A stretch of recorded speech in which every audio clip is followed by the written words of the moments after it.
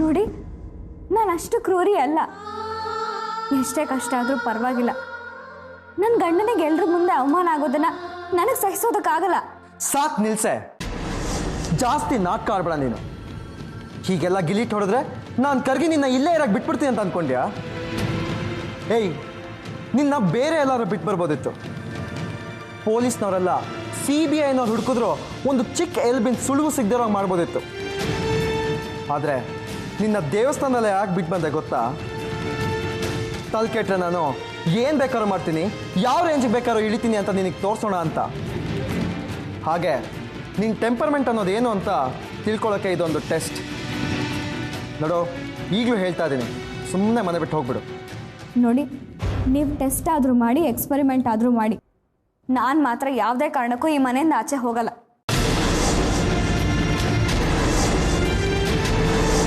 ಹೋಗಲ್ಲ ಅಂದರೆ ಇಲ್ಲಿ ಹೆಜ್ಜೆಗೂ ಇದೇ ಥರ ಚಿತ್ರಹಿಂಸೆ ಅನುಭವಿಸ್ಬೇಕಾಗತ್ತೆ. ಇವತ್ತು ನೀನು ಯಾವ ಬಾಯಲ್ಲಿ ನನ್ನ ಗಂಡ ಏನು ಮಾಡಿಲ್ಲ ಅಂತ ಸುಳ್ಳು ಹೇಳ್ತೀಯೋ, ನಾಳೆ ಅದೇ ಬಾಯಿ ಬಡ್ಕೊಂಡು ನನ್ನ ಗಂಡನ ಹಿಂಸೆ ತಡೆಯೋಕ್ಕಾಗಲ್ಲ ಅಂತ ಓಡೋಗ್ಬೇಕಾಗತ್ತೆ. ನೀವೇನು ಹೇಳಿದ್ರು ಅಷ್ಟೇ.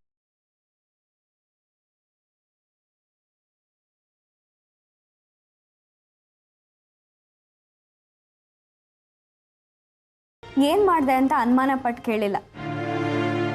ಅಷ್ಟು ನಂಬಿಕೆ ನನ್ನ ಮೇಲೆ ಇದೆಯಲ್ಲ, ಈ ಬದಲಾವಣೆ ಸಾಕು.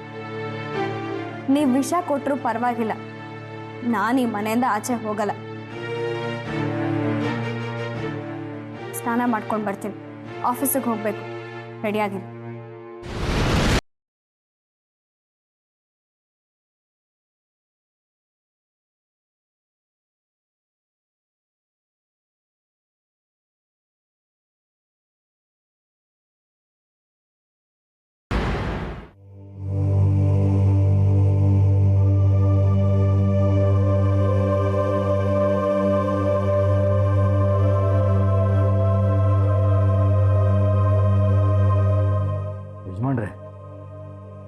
ನೋಡಿ,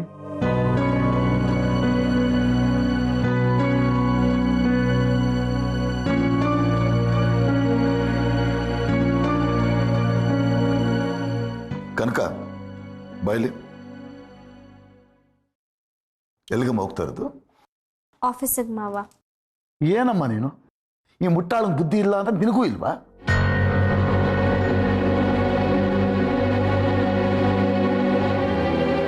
ಅಲ್ಲ, ಇಡೀ ರಾತ್ರಿ ಅಲ್ಲಿ ಇಲ್ಲಿ ಎದ್ದು ಬಿದ್ದು ಪಾಡ್ಪಟ್ಟಿದ್ಯಾ, ರಾತ್ರಿ ಎಲ್ಲ ಆಸ್ಪತ್ರೆಯಲ್ಲಿ ಇದೆಯಾ. ಈಗಾಗಲೇ ಆಫೀಸ್ಗೆ ಹೋಗಕ್ಕೆ ಏನಮ್ಮ ಅವಸರ ನಿಮಗೆ? ಹೋಗು, ಬೆಸ್ಟ್ ಹೋಗು. ಪರವಾಗಿಲ್ಲ ಮಾವ, ನನಗೀಗೇನು ಸುಸ್ತಿಲ್ಲ, ನಾನು ಆರಾಮಾಗಿದ್ದೀನಿ. ಸುಮ್ಮನೆ ಮನೇಲಿ ಯಾಕೆ ಕೂತ್ಕೋಬೇಕು? ನೀವು ನನಗೊಂದು ದೊಡ್ಡ ಜವಾಬ್ದಾರಿನ ವಹಿಸಿದ್ದೀರ, ಅದನ್ನು ನಿಭಾಯಿಸ್ಬೇಕಾದು ನನ್ನ ಕರ್ತವ್ಯ ಅಲ್ವಾ? ನಾನು ಬರ್ತೀನಿ. ಕನಕ, ನಿಂತ್ಕೋ. ಏ ಅವಿನಾಶ, ನಾನು ಇಷ್ಟು ಹೇಳಿದ್ರು ಹೋಗ್ತೀನಿ ಅಂತ ಹೇಳ್ತಾ ಇದ್ದಾಳೆ, ನೀನಾದ್ರೂ ನನ್ನ ಹೆಂಡತಿಗೆ ಹೇಳೋ. ಅಪ್ಪ, ನೀವು ಕೊಂಡ್ಕೊಂಬಂದಿರೋ ಸೊಸೆ ನಿಮ್ಮ ಮಾತೆ ಕೇಳಿಲ್ಲ ಅಂದರೆ ನನ್ನ ಮಾತು ಕೇಳ್ತಾಳ. ಇನ್ನೂ 108 ಉರುಳು ಸೇವೆ ಬಾಕಿ ಇರಬೇಕು. ಇಂಥ ಮನೆ, ನಿಮ್ಮಂಥ ಮಾವ ಜನ್ಮ ಜನ್ಮಕ್ಕೂ ತನಗೇ ಸಿಗಲಿ ಅಂತ ಇವತ್ತು ಯಾವ್ದಾದ್ರು ದೇವಸ್ಥಾನಕ್ಕೆ ಹರಕೆ ಕಟ್ಕೊಳ್ಳೋಕೆ ಹೋಗ್ತಿದ್ದಾಳೋ ಏನೋ. ತಾಕತ್ತಿದೆ ಅಂತ ಹೋಗ್ತಿದ್ದಾಳೆ, ಹೋಗ್ಲಿ ಬಿಡಿ.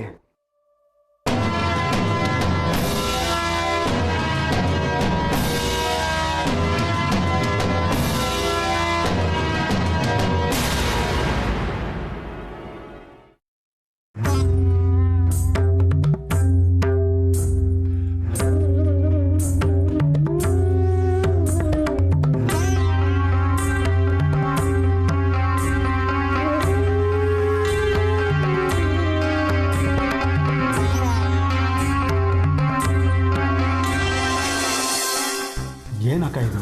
ಅವಳೇನೋ ಡೋಂಟ್ ಕೇರ್ ಅನ್ನೋ ಥರ ಆಫೀಸ್ಗೆ ಹೋಗ್ತೀನಿ ಅಂತ ಹೊರಟಿದ್ದಾಳೆ. ಅಷ್ಟೆಲ್ಲ ಮಂಗಳಾರತಿ ಆದರೂ ಇವನ್ ಯಾಕಕ್ಕೆ ಅವಳು ಬಾಲ ಇಟ್ಕೊಂಡು ಹೋಗ್ತಾ ಇದ್ದಾನೆ?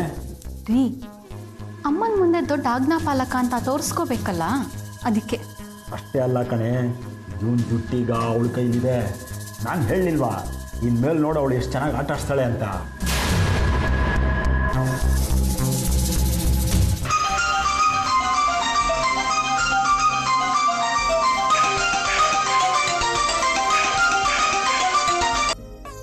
ಶ್ರೀಕಾಂತ, ಯಾಕೋ ಪದೇ ಪದೇ ಫೋನ್ ಮಾಡ್ತಾ ಇದ್ಯಾ? ನಾನು ದುಡ್ಡು ಕಳಿಸ್ತೀನಿ ಅಂತ ಹೇಳದ್ನಲ್ಲ. ಯಾಕೋ ಹಾಗೆಲ್ಲ ಮಾತಾಡ್ತಾ ಇದ್ಯಾ? ನೀನು ನನ್ನ ಮಗನೇ ಕಣೋ. ಶ್ರೀಕಾಂತ್, ಬಾಯಿಗೆ ಬಂದಾಗೆಲ್ಲ ಮಾತಾಡ್ಬೇಡ. ನಾನು ಹೇಳೋದನ್ನ ಕೇಳೋ. ನಾನು ಕಂತೆ ಪುರಾಣ ಮಾತಾಡ್ತಾ ಇಲ್ಲ. ನಿಂತಲೇ 25,000 ರೂಪಾಯಿ ಬೇಕು ಅಂದರೆ ನಾನು ಎಲ್ಲಿಂದ ತರಲೋ? ನಿನಗೆ ನಿಂದೇ ಹೆಚ್ಚಾಗೋಯ್ತು. ಇಲ್ಲಿ ಪರಿಸ್ಥಿತಿ ಮೊದಲು ಥರ ಇಲ್ಲ, ಸ್ವಲ್ಪ ಸಮಸ್ಯೆ ಇದೆ. ಅಯ್ಯಯ್ಯೋ, ಹಾಗೇನಾದ್ರು ಮಾಡಿಬಿಟ್ಯಾ?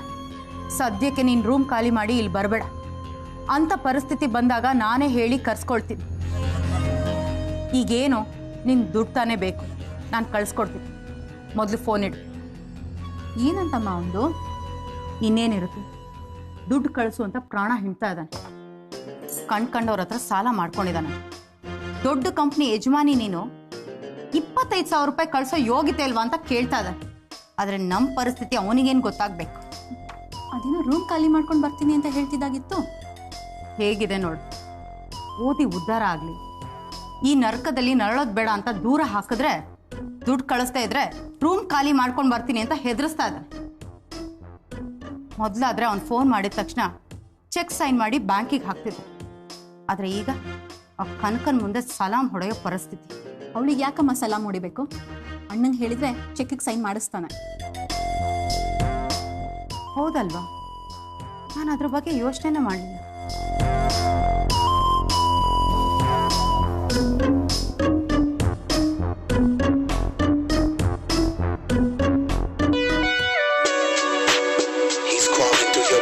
ಹಲೋ, ಹೇಳಮ್ಮ. ಅವಿ, ನಿಂಗೆ ಹೇಳೋದು ಮರ್ತಿದೆ. ಶ್ರೀಕಾಂತಿಗೆ 25,000 ರೂಪಾಯಿ ಅರ್ಜೆಂಟಾಗಿ ಬೇಕಂತೆ. ನೀನು ಆಫೀಸ್ ಚೆಕ್ಗಳ ಜೊತೆಗೆ 25,000 ಚೆಕ್ಕು ಸೈನ್ ಮಾಡಿಸಿ ಡ್ರಾ ಮಾಡಿಸಿ ಮ್ಯಾನೇಜರ್ ಕೈ ಕೊಟ್ಟರೆ ಅವ್ರು ಶ್ರೀಕಾಂತ್ ಅಕೌಂಟಿಗೆ ಹಾಕ್ತಾರೆ. ಅಷ್ಟೇ ತಾನೇ? ನಾನು ಮಾಡ್ತೀನಿ ಬಿಡಮ್ಮ, ನೀನು ಯೋಚನೆ ಮಾಡಬೇಡ. ಸರಿ, ಆಮೇಲೆ ಫೋನ್ ಮಾಡು.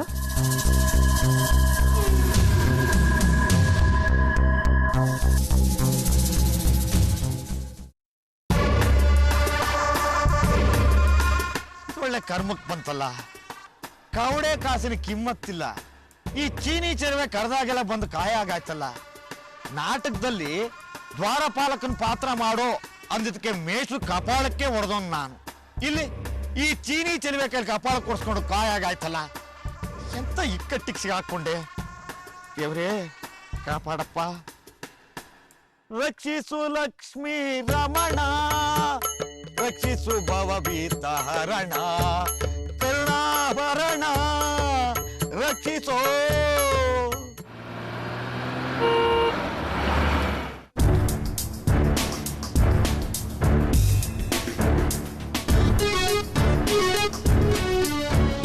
ಬಂದಲ್ಲಪ್ಪ ಇಡಿಂಬೆ.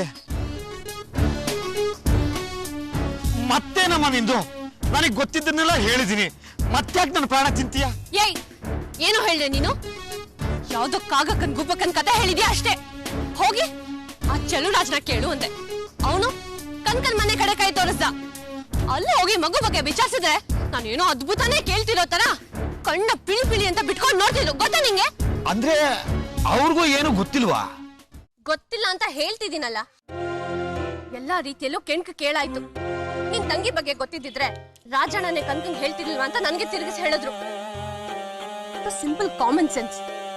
ಅದು ಗೊತ್ತಿಲ್ಲದೆ ಇರೋ ತರ ಹೋಗಿ ಕೇಳಿ ಇಲ್ಲ ಅನ್ಸ್ಕೊಂಡ್ ಬಂದೆ.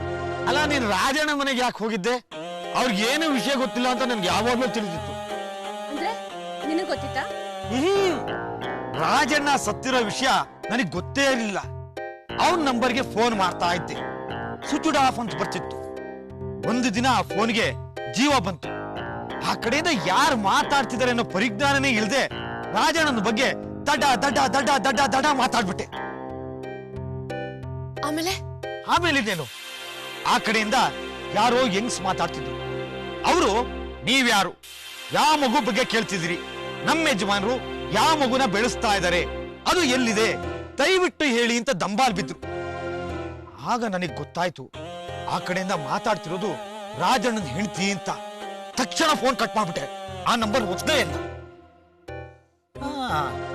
ಅವ್ರಿಗೆ ಮಗು ಬಗ್ಗೆ ಗೊತ್ತಿದ್ರೆ ಇಷ್ಟೆಲ್ಲಾ ಯಕ್ಷ ಪ್ರಶ್ನೆಗಳನ್ನ ಯಾಕೆ ಕೇಳ್ತಿದ್ರು ಹೇಳು? ನನ್ಗಿದೆಲ್ಲ ಗೊತ್ತಾಗ್ಲೇ ಇಲ್ಲ. ಈಗ ನನ್ ತಂಗಿನ ಹುಡ್ಕೋ ಎಲ್ಲ ಡೋರ್ಸ್ ಕ್ಲೋಸ್ ಆದಂಗ ಆಗೋಯ್ತು. ಈಗ ಏನ್ ಮಾಡ್ಬೇಕು ಅಂತಾನೆ ಗೊತ್ತಾಗ್ತಿಲ್ಲ. ಚೀನಿ ಚೆಲುವೆ, ದಾರಿ ಇದೆ, ಅದನ್ನ ಟ್ರೈ ಮಾಡ್ಬೋದು. ಏನು? ಇನ್ನೊಂದ್ ದಾರಿನ? ಏನದು? ಬೇಗ ಹೇಳು. ನಿನ್ ತಂಗಿ ಬಗ್ಗೆ ಕಣ್ಕನ್ ವಿಚಾರಿಸೋದು.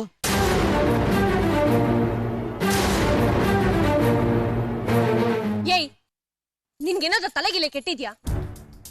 ಈಗ ತಾನೆ ಕನ್ಕನ್ ಮನೆ ಹತ್ರ ಯಾಕೆ ಹೋಗಿದೆ? ಅವ್ರಿಗೇನು ವಿಷಯ ಗೊತ್ತಿಲ್ಲ ಅಂದೆ. ಈಗ ನೋಡಿದ್ರೆ ಕನ್ಕನ್ ಹತ್ರ ಹೋಗಿ ಕೇಳು ಅಂತಿದ್ಯಲ್ಲ. ನಾನು ಕನಕಾರ್ ಮನೆಯವ್ರ ಬಗ್ಗೆ ಹೇಳ್ತಿಲ್ಲ, ಕನಕನ ಬಗ್ಗೆ ಹೇಳ್ತಾ ಇದ್ದೀನಿ. ಆ ಮಗು ಬಗ್ಗೆ ಕನಕನ ಗೊತ್ತಿದ್ರೂ ಗೊತ್ತಿರಬಹುದು. ಅದ್ ಹೇಗ್ ಸಾಧ್ಯ? ಸುತ್ತಿ ಬೆಳ್ಸಿ ಅಲ್ಲಿಗೆ ಬರ್ತೀಯಲ್ಲ.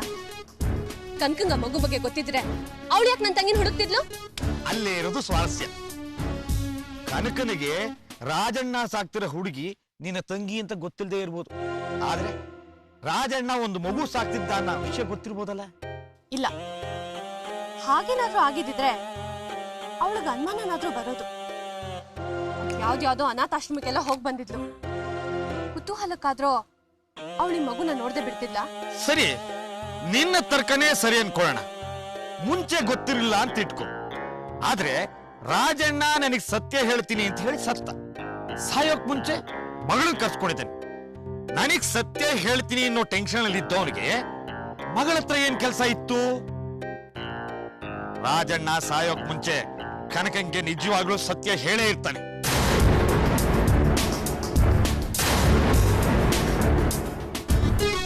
ಮೈ ಗಾಡ್, ನಾನು ಈ ಡೈರೆಕ್ಷನ್ ಅಲ್ಲಿ ಯೋಚನೆ ಮಾಡಿಲ್ಲ.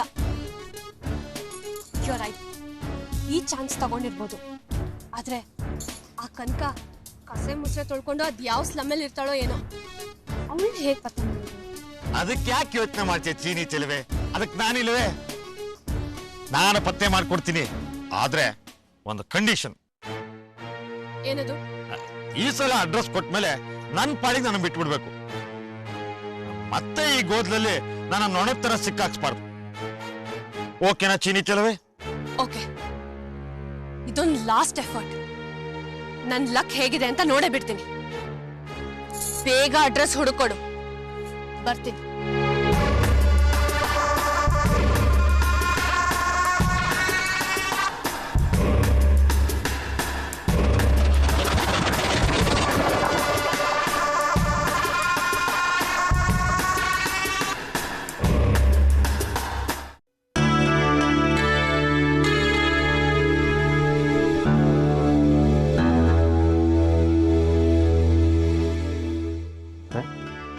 ಚೆಕ್ಸ್ಗೆ ಸೈನ್ ಮಾಡಿ.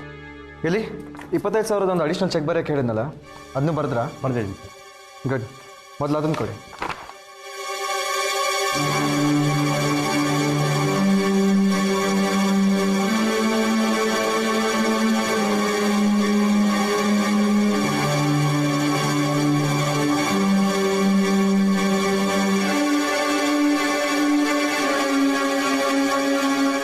Okay, thank you. Nice. Madam, check sign ಮಾಡಿ. ಗುಡ್.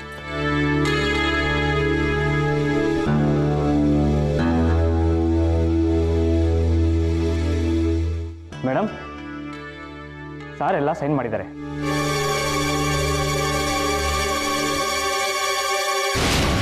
ಇವನಿಗೊಂಚೂರು ವ್ಯವಹಾರ ಜ್ಞಾನ ಕಮ್ಮಿ ಅಮ್ಮ.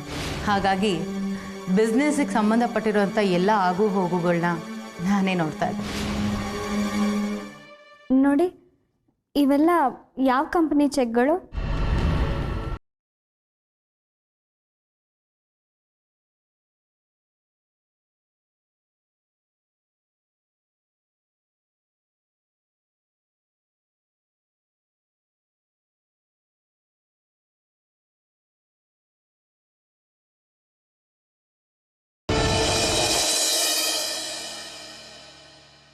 ಕನಕ ಬಾಯ್.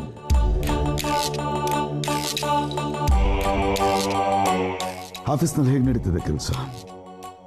ಚೆನ್ನಾಗಿ ನಡೀತಿದೆ ಮಾವ, ಯಾವ ಸಮಸ್ಯೆನೂ ಇಲ್ಲ. Very good. ಹಾಗಿದ್ಮೇಲೆ ಆಫೀಸ್ ಕೆಲಸಕ್ಕೆ ಚೆನ್ನಾಗಿ ಹೊಂದ್ಕೊಂಡಿದ್ಯಾ ಅಂತ ಆಯ್ತು. ಇವತ್ತು ಎಷ್ಟು ಚೆಕ್ಗಳಿಗೆ ಸೈನ್ ಆಗ್ತಮ್ಮ? ಸುಮಾರು ಒಂದು 25-30 ಚೆಕ್ಗಳಿಗೆ ಸೈನ್ ಮಾಡಿರ್ಬೋದು ಮಾವ. ಆ ಚೆಕ್ಗಳಲ್ಲಿ ಯಾರ ಹೆಸರಿತ್ತು ಅಂತ ಒಂದ್ಸರಿ ಚೆಕ್ ಮಾಡಿದ್ಯಾ?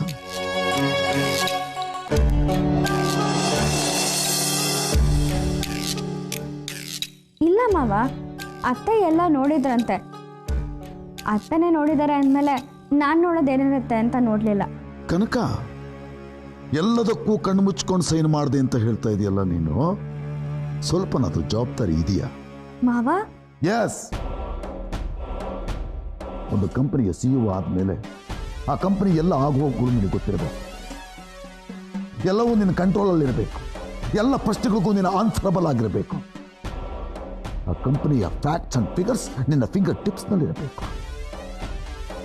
ಅದು ಬಿಟ್ಟು ಯಾರೋ ಎಲ್ಲೋ ಕೂತ್ಕೊಂಡು ಅಪ್ರೂವ್ ಮಾಡಿದ್ದಕ್ಕೆ ರಬ್ಬರ್ ಸ್ಟಾಂಪ್ ತರ ನೀನು ಸಹಿ ಹಾಕೋದಕ್ಕೆ ನಾನು ಯಾಕೆ ಆ ಕಂಪನಿಯ CEO ಮಾಡಬೇಕಾಗಿತ್ತು ನಿನ್ನ?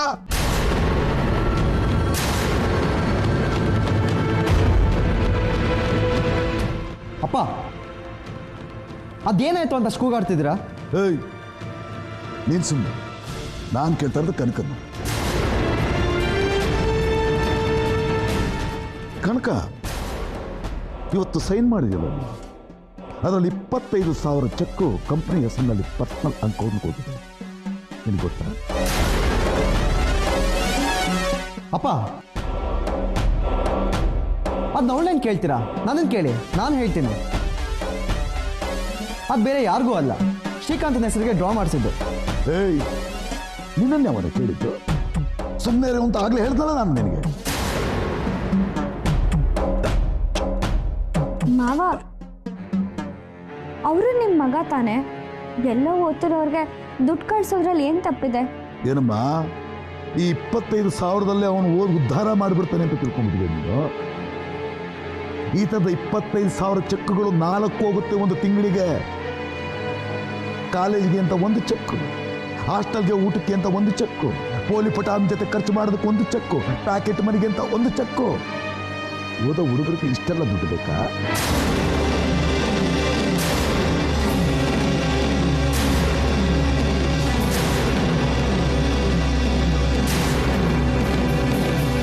ಕನಕ, ಇನ್ನು ಮುಂದೆ ನಿನ್ನ ಕಣ್ತಪ್ಪಿ ಯಾವುದೇ ಚೆಕ್ಕು ಈ ಥರ ಅನವಶ್ಯಕವಾಗಿ ಪಾಸ್ ಆಗಬಾರ್ದು. ಎಲ್ಲವನ್ನೂ ನೀನು ಪ್ರಶ್ನೆ ಮಾಡಬೇಕು, ಎಲ್ಲ ವಿಷಯ ನೀನು ಗೊತ್ತಿರಬೇಕು. ಗೊತ್ತಾಯ್ತಾ? ಸಾಕು, ನಿಲ್ಸಿ ಬಾವ. ಈ ಮನೇಲಿ ನನ್ನ ಮಗನ್ಗೆ 25,000 ರೂಪಾಯಿ ಕಳಿಸೋಷ್ಟು ಅಧಿಕಾರ ಇಲ್ವಾ? ಈಗ ಎಲ್ಲರ ಮುಂದೆ ಕರೆದು ಅವಮಾನ ಮಾಡೋದಕ್ಕಿಂತ ದುಡ್ಡು ಕೊಡೋದಕ್ಕಾಗಲ್ಲ, ಈ ಮನೆ ಬಿಟ್ಟು ಹೋಗಿ ಅಂತ ಹೇಳಿ ಮಾಡಿಸೋದಕ್ಕೆ ನೀವೇನು ಮನುಷ್ಯರಲ್ಲ.